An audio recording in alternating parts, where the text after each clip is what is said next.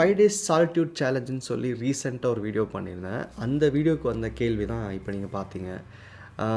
அதாவது அந்த 5 days challenge என்னென்னா, நீங்கள் டீடாக்ஸ்லாம் ஃபாலோ பண்ணி ஒரு 5 நாள் நான் சொல்கிற விஷயங்களை பண்ணி பாருங்கள், நிறைய காம்னஸ் அண்ட் கிளாரிட்டி எல்லாம் வரும்ன்றக்காக நான் சொல்லியிருந்தேன். அதில் இப்படி ஒருத்தர் கேள்வி கேட்டிருந்தாங்க. அந்த கேள்வியை வந்து எனக்கு சரி ஓகே, இது வந்து நிறைய பேருக்கு இந்த கேள்வி வரும், நிறைய பேருக்கு யோசிப்போம்ல. இப்போ நானே வந்து இந்த பயிற்சிகள்லாம் ஆரம்பிக்கிறதுக்கு முன்னாடி எனக்கு ஒரு தாட் இருக்குல்ல, என்ன சீக்ரெட்டில் நிறைய ஏதோ பேசுகிறாங்க, ஆனால் அந்த காலத்தில் எப்படி இருந்திருப்பாங்க, என் தாத்தா பாட்டில் எப்படி இருந்திருப்பாங்க, என்னுடைய கொள்ளு தாத்தாலே எப்படி இருந்திருப்பார், அவர்னு போய் யூடியூப்பும் ஃபேஸ்புக்காக பார்த்துருப்பாரு, லைஃப்பை ஃபோக்கஸ்டாக தானே வாழ்ந்திருப்பார்லாம் நிறைய நானும் யோசிச்சிருக்கேன்.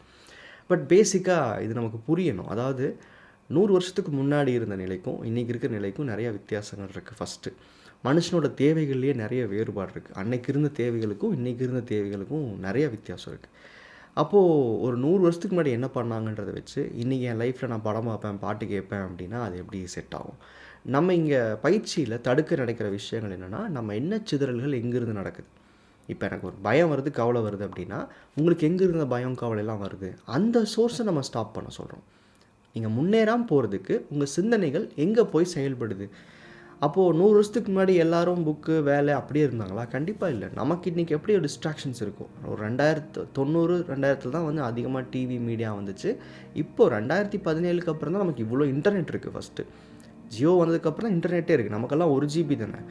ஸோ அப்போது டிஸ்ட்ராக்ஷன்ஸுன்றது லைஃப்பில் ஒவ்வொரு காலகட்டங்கள்லையும் மாறுது. இன்றைக்கி நான் பேசுகிற விஷயம் அப்படின்றது வந்து ஒரு லாஸ்ட் 20 இயர்ஸ்க்குள் நடந்த பிரச்சனைக்கான தீர்வு தான் நான் பார்க்குறோம்.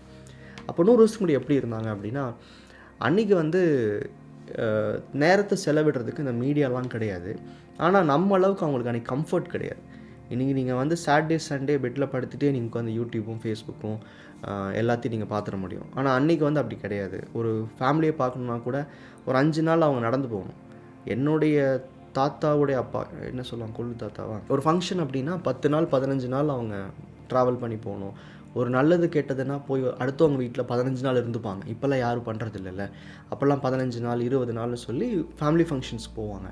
அப்போ மனுஷன் எப்படி தன்னோட நேரத்தை வீணடிச்சான்னா, தன்னை கவனிக்காமல் அடுத்தவங்களை பார்த்துட்டு ஃபேமிலியை பார்த்துட்டு அப்படி செயல்பட்டவங்க வந்து நீங்கள் சொன்ன மாதிரி 100 வருஷத்துக்கு முன்னாடி யார் முன்னேறினான்னு கேட்டிங்க இல்லையா, அங்கேயும் முன்னேறாமல் இருந்த ஆட்களுக்கு காரணம் தன்னோட லைஃப்பில் அவங்க தேவைகளை செலவிடலை, தனக்காக யோசிக்கலை. அப்படி இருக்கிற பீப்புள் இருக்கும்போது ஆப்வியஸ்லி இந்த ஃபேமிலி டெவலப் ஆகாது. இங்கேயும் அதே தான் சொல்கிறோம். நீங்கள் வேடிக்கை பார்க்குறீங்க, உங்கள் நேரம் வீணாகுது, உங்களோட எனர்ஜி வீணாகுது, தேவையில்லாத பிரச்சனைகள் வருது, ப்ளஸ் ஒரு பெரிய முன்னெடுத்து அடைய முடியாமல் போயிடுது. 100 வருஷத்துக்கு முன்னாடி தன்னை கவனிக்காத மனுஷங்க முன்னேறி இருக்க முடியாது. இப்போ உங்கள் தாத்தாட்டே போய் இல்லை உங்களுடைய அதுக்கு முன்னாடி இருக்க ஜென்ரேஷனை போய் விசாரிச்சிங்கன்னா அவங்க எப்படி இருந்தாலும் உங்களுக்கு தெரியும். அவங்கெல்லாம் நிறைய நல்ல விஷயம் பண்ணாங்க. அவங்களுக்கு வந்து மேக்ஸிமம் ப்ராப்ளம்ன்றது வந்து ஹெல்த்தில் வராது. ஏன்னா இல்லை 8 மணிக்கு தூங்கிடுவாங்க. இன்றைக்கி நீங்கள் தூங்குற 2 மணிக்காக இருக்கும். ஏன் அப்படி தூங்குறீங்க? Media TV. நான் அதை வேண்டான்னு சொல்கிறேன். நீங்கள் 100 வருஷத்துக்கு முன்னாடி எப்படி கம்பேர் பண்ணுவீங்க அதை போய்? அப்போ அவங்கெல்லாம் கரெக்டாக 8 மணி 7 மணிக்கு தூங்கிடுவாங்க. இன்றைக்குமே நான் இருக்கிறது வந்து ஒரு வில்லேஜ் ஏரியா. 8 மணிக்கு மேலே ஒரு 2 வருஷத்துக்கு முன்னாடி சொல்கிறேன், 8 மணிக்கு மேலே சத்தமே இருக்காது, ஆளே இருக்க மாட்டாங்க. ஈவன் க்ரௌடஸ்ட் பிளேஸில் கூட ஆள் இருக்க மாட்டாங்க. அப்போ அவங்களாம் 8 மணிக்கு தூங்கினாங்க, காலையில் 4 மணிக்கு எழுந்திரிச்சாங்க. இப்போ மீடியான்ற ஒரு விஷயத்தை வச்சுக்கிட்டு நம்ம அப்படியே வந்து அதை வேறு மாதிரி மாற்றிட்டோம். மோஸ்ட்லி நைட் ஷிஃப்ட்டே போகாமல் நிறைய பேர் நைட் ஷிஃப்ட்டில் வேலை செய்கிறாங்க.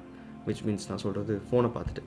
ஏன் சொல்கிறேன் அப்படின்னா, இப்போது இந்த பகுதி இந்த மீடியான்ற விஷயம் நம்மளை டிஸ்ட்ராக்ட் பண்ணுது. அதனால் அதை வேணான்றேன். 100 வருஷத்துக்கு முன்னாடி கம்பேர் பண்ணுறதுக்கு நம்ம அந்தளவுக்கு குவாலிட்டியான லைஃப்பில் நம்ம வாழ ஆரம்பிக்கலை. அதை பண்ணவும் முடியுமான்னு தெரியல. ஸோ அப்போது ஒரு 5 நாள் அமைதியாக இருங்கன்னு சொல்லும் போது டக்குன்னு உங்கள் கான்ஷியஸ் என்ன சொல்லுது? 100 வருஷத்துக்கு முன்னாடி எப்படி இருந்தான்னு பாரு, நீ எல்லாம் ஒன்றும் பண்ணாத, பிரச்சனை இல்லை, இப்படியே இருந்துக்கோ லைஃப்லன்னு சொல்லுது. இதை எடுத்துக்காதீங்க. இது எனக்கும் நடந்திருக்கு, நான் பார்க்குற எத்தனையோ பேருக்கு நடக்குது. எங்கள் கோச்சிங்கில் இருக்க நிறைய பேர் இது இந்த பிரச்சனையெல்லாம் ஃபேஸ் பண்ணி தான் வந்திருக்கிறாங்க.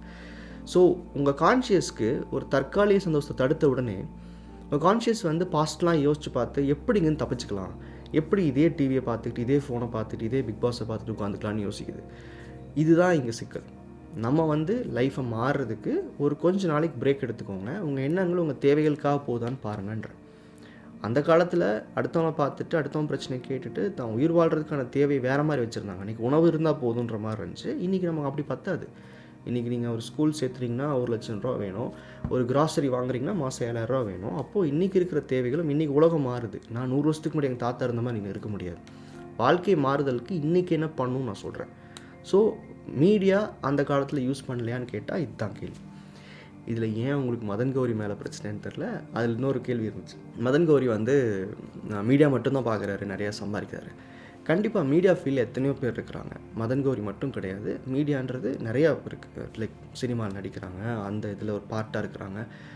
ஒரு டிரெக்ஷனாக இருக்கட்டும், இல்லை ப்ரொடக்ஷன் ஃபீல்டாக இருக்கட்டும், அவங்களாம் படம் பார்க்காம இருப்பாங்களான்னா, மதன் கௌரியோ அவங்களுக்கோ என்ன காமனான விஷயம், எது அவங்களுக்கு சம்பாத்தியம் அப்படின்னா, அவங்க பார்க்குற மீடியா. நமக்கு அது சம்பாத்தியம் கிடையாது, நமக்கு அது என்டர்டெயின்மெண்ட்.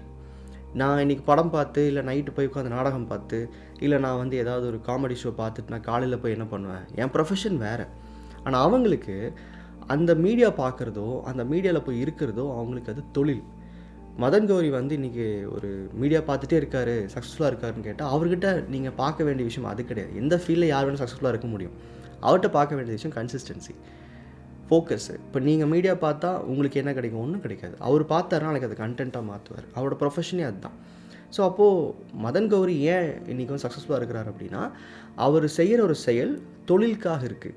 அவர் செலவிடுற டைம் அப்படின்றது வந்து ஒரு தொழிலுக்காக இருக்குது. அதை கன்சிஸ்டண்ட்டாக பண்ணுறாரு, அவர் லைஃப் மாறுது. முக்கியமான ஒரு விஷயம் என்னென்னா, அவர் பார்க்குற மீடியா பர்ஸ்பெக்டிவ்க்கும் நம்ம பார்க்குற மீடியா பர்ஸ்பெக்டிவ்க்கும் நிறையா வித்தியாசம் இருக்கும். நீங்கள் ஒரு உலக பிரச்சனை பார்த்தீங்கன்னா 2 நாள் அப்செட் ஆகிடுவீங்க. நம்ம ஊரில் ஒரு ஸ்கூலில் ஒரு பொண்ணுக்கு இந்த பிரச்சனை நடந்துச்சுன்னு கேட்டிங்கன்னா, அது ஊரெல்லாம் போய் பேசிட்டு, அதுக்கு நியாயம் பேசிட்டு, ஒரு 4 சேனலில் போய் கமெண்ட்டை போட்டு உங்கள் ஆத்திரத்தை காமிச்சிட்டு, அது எமோஷனலாக எடுத்துக்கிட்டு, அது உங்கள் லைஃப்லேயும் வருமா நீங்கள் யோசிக்க போயிடுவீங்க. ஆனால் மதன் கௌரிக்கு அது வந்து இன்ஃபர்மேஷன். ஒரு எமோஷனையும் பிஸ்னஸையும் எப்படி பிரித்து வைக்கணும்னு தெரியாமல் அவரால் இவ்வளோ நாள் சர்வை பண்ணியிருக்க முடியாது. நான் அவர் ஷேர் பண்ணுற கண்டென்ட் நிறையா சென்சிட்டிவான விஷயங்களும் இருக்கும், தப்பான விஷயங்களும் இருக்கும். ஆனால் அவர் அதை வந்து எமோஷனலாக ஒதுக்கி வச்சுட்டு பண்ண முடியுது அப்படின்னா அது அவருக்கு பிஸ்னஸ். ஸோ நம்ம எந்த ஃபீல்டுக்குள்ளே வேணாலும் போய் தேடலாம், படிக்கலாம். ஆனால் அது நமக்கு பணம் சம்பாரித்து கொடுக்குற ஒரு வழியாக இருக்கான்னு பார்க்கணும். ஸோ மதன் கௌரி மீடியா பார்க்காரு நீங்கள் எடுத்துக்கவே முடியாது. இப்போ என் கோச்சிங்கில் நிறையா மீடியா ஃபீல்டு இருக்கிறவங்க இருக்கிறாங்க. நாட் யூடியூப் சேனல்ஸ் கிடையாது, நம்ம தமிழ் சினிமாவாக இருக்கட்டும், இல்லை அதில் பேக்கெண்டில் வேலை செய்கிறவங்களா இருக்கட்டும், நிறைய பேர் என் கோச்சிங் இருக்கிறாங்க. அவங்ககிட்ட நான் வந்து கோர்ஸை கொடுக்கும்போது மீடியா பார்க்காதீங்கன்னு எங்கேயும் சொல்லவே மாட்டேன். அவங்களுக்கு அது வந்து ஒரு படிப்பு. ஒரு படம் பார்க்குறீங்களா, 5 நாள் பாருங்கள், 6 நாள் பாருங்கள், அது ஸ்டடி உங்களுக்கு. அதே டெய்லி 4 படம் பார்த்தீங்கன்னா அது வேடிக்கை. ஸோ அப்போது ஒருத்தருடைய தேவையை பொறுத்து அவங்க அதை கன்சியூம் பண்ணணும். இப்போ நான் வந்து யூடியூப்பில் இருக்கேன் அப்படிங்கிறதுக்கு வேண்டி நான் யூடியூபே பார்த்து உட்காந்துருக்க முடியாது. நான் அது லேர்னிங்காக பார்க்குறேன்னா, நான் வேடிக்கை பார்க்குறான்ற வித்தியாசம் இருக்குது. ஸோ மதன் கௌரிக்கு அது பிஸ்னஸ், உங்களுக்கு அது வேடிக்கை. இதுதான் டிஃப்ரென்ஸ். ஏன் அவர் கோடி கோடியாக சம்பாதிக்கிறார் அப்படின்னா, அவருடைய எண்ணம் அவருடைய பிஸ்னஸ்க்காகவும் தேவைக்காகவும் அதை கன்சியூம் பண்ணதே தவிர என்டர்டெயின்மெண்ட்காக பண்ணுறாருன்னா அது வேறு பிரச்சனை. இன்னொன்று புரிஞ்சுக்கணும், அவர்கிட்ட நீங்கள் நிறையா விஷயங்கள் நீங்கள் அதை மதன் கௌரியை கொண்டு வந்ததுக்காக சொல்கிறேன், நிறைய குவாலிட்டிஸ் நீங்கள் கற்றுக்க முடியும். இப்போது நான் இந்த கோர்ஸ்லாம் சொல்கிறது என்னென்னா, ஒரு 6 மாதம் கன்சிஸ்டண்ட்டாக இருங்க, லைஃப் பெரிய அளவுக்கு மாறும்னு சொல்கிறேன்ல. ஒரு மனுஷன் 3 வருஷம் 4 வருஷம் கன்சிஸ்டண்ட்டாக இருந்தால் எப்படி மாறுன்றதுக்கு ரியல் எக்ஸாம்பிள் அவர் தான். ஸோ அப்போது நீங்கள் வந்து ஒரு தொடர்ந்து உங்களால் வந்து டெய்லியும் குளிச்சிட முடியுமானா மேபி லாஸ்ட் ஒரு 3 இயர்ஸில் மிஸ் பண்ணியிருப்பீங்க. ப்ரெஷ் பண்ணுறது கூட மறந்துருப்பீங்க. ஏதோ ஒரு பிரச்சனை நடுவில் சாப்பிடாம கூட நீங்கள் இருந்திருப்பீங்க. ஆனால் ஒரு வீடியோ போடாமல் இருந்திருக்க மாட்டார். மேபி ஒரு நாள் மிஸ் பண்ணிருக்கலாம், தெரில, நான் ஃபுல்லாக ஃபாலோ பண்ணல, மிஸ் பண்ணியிருக்கலாம். ஆனால் எனக்கு தெரிஞ்சு 3-4 இயர்ஸ் கன்சிஸ்டண்ட்டாக வீடியோ பண்ணுறாரு அப்படின்னா இது வந்து இட் இஸ் நாட் ஈஸி. ஒரு ஹேபிட்டை ஃபார்மேஷன் கொண்டு வரது ரொம்ப கஷ்டம். ஸோ அப்போது நீங்கள் நல்லா கவனிச்சிங்க, ட்ரான்ஸ்ஃபர்மேஷன் பாருங்களேன். நான் என்ன சொல்கிறேன், ஒரு 6 மாதம் லைஃப்பை ஃபோக்கஸ் பண்ணால் லைஃப் மாறும் அப்படின்றேன். ஒரு 3 மாதமாவது கரெக்டாக இருங்க, கிளாரிட்டி வந்துடும் அப்படின்றேன். ஒரு 3 வருஷம் 4 வருஷம் கன்சிஸ்டண்ட்டாக இருந்தால் வேலையை குவிட் பண்ணிட்டு ஃபுல் டைம் பிஸ்னஸ்ஸு புதுசாக ஒரு ஆப் ஒன்று ஸ்டார்ட் பண்ணார்னு நினைக்கிறேன். அதுக்கப்புறம் அவர் லைஃப்பில் நிறைய அவரோட பர்சனல் லைஃப்லையும் டெவலப்மெண்ட்ஸ் இருந்திருக்கு. ஆப்வியஸ்லி நீங்கள் சில விஷயங்கள் அவர் காமிச்சிருப்பார். இப்போது ஆல்மோஸ்ட் இன் மீடியா ஃபீல்டில் ஹீ இஸ் ஸோ பாப்புலர். அப்போது என்ன புரிஞ்சுக்கணும், ஒரு 3 வருஷம் லைஃப்பை ஒழுங்காக பார்த்துட்டா நம்மளால் வந்து ஒரு அடுத்த ஒரு 30-40 வருஷத்தை மாற்றிட முடியுன்ற அந்த புரிதல் வந்து you have to take it from him. So இவரை வந்து மீடியா பார்க்குறாரு, அதை நம்ம வந்து நம்ம கண்ணோட்டத்தில் பார்க்கக்கூடாது. நம்ம ஒரு சயின்டிஃபிக்காக அப்ரோச் பண்ணணும். இப்போ நம்ம சேனல்லே பார்த்தீங்கன்னா இதை பண்ணுங்கள் அதை நடந்துடும் அப்படிலாம் நான் சொல்ல மாட்டேன். நீங்கள் என்ன விதை போடுறீங்களோ அதான் முளைக்கும். அப்போ உங்கள் தாட் ப்ராசஸ் சரி பண்ணிக்கிறதுக்கு உள்ளேருந்து என்ன மாற்றணும், கொஞ்சம் நம்ம பார்க்குற எக்ஸாம்பிள்ஸ் வந்து சயின்டிஃபிக்காக பார்க்கணும், மேலோட்டமாக பார்க்கக்கூடாதுன்றதுக்காக தான் இந்த வீடியோ பண்ணியிருந்தேன். இந்த பார்வை எனக்கும் இருந்திருக்கு, நானும் தப்பெல்லாம் பண்ணியிருக்கேன். ஸோ போக போக இதுக்குள்ளே வரும்போது நம்ம எண்ணங்களை புரிஞ்சுக்கும் போது நான் என்ன தப்பு பண்ணுறேன், நான் எப்படி மேலோட்டமாக எல்லாத்தையும் பார்த்துருக்கேன்னு புரிஞ்சிருச்சு. ஸோ இந்த கேள்வி நிறையா பேருக்கு எழுந்திருக்கும், நிறையா பேர் யோசிச்சிருப்பீங்க. அதனால் இந்த கேள்விக்கு ஒரு பதிலாக இந்த வீடியோ பண்ணியிருக்கேன்.